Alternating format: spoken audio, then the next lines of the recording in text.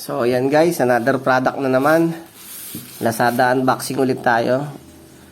Ang items ay pang solar ulit. Ito ay tinatawag na MPPT Solar Charge Controller na POW-MR. So, buksan natin.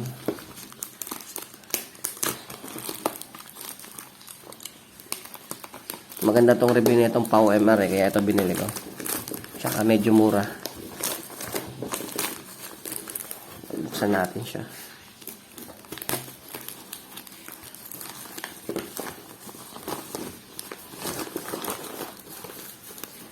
So, sana hindi na durog. Okay naman yung packaging. Okay naman si Lazada. Okay naman yung delivery. Ayos.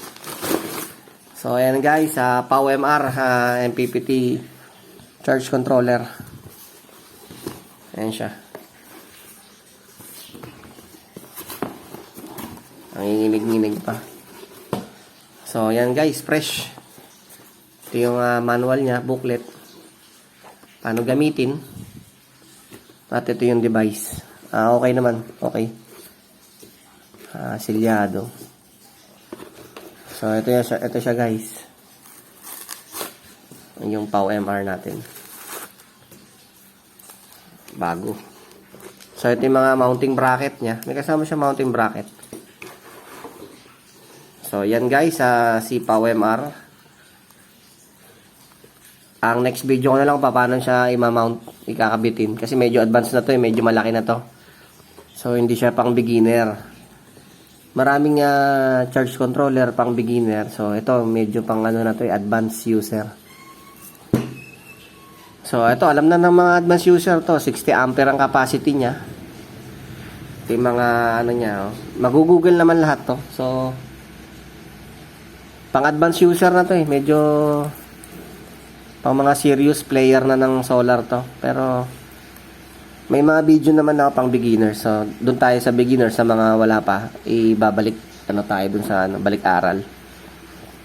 So ito preview lang naman, preview unboxing lang naman ng nabili kong POW-MR. So ayos, wala namang kupi. Okay siya. Solid build.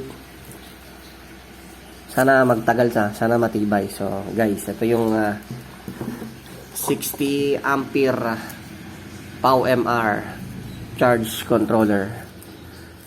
Lazada items. Ayan o. Woo! Fresh. Huwag na. Tago na lang natin para sa next video na paano ina-assemble.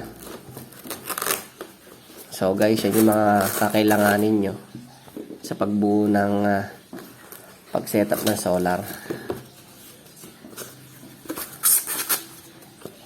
Marami kayong kailangan eh. Hindi ko nga alam kung makakatipid ka ba pa nag-solar o mapapamahal ka. Kasi mahal pa yung mga gamit niya eh.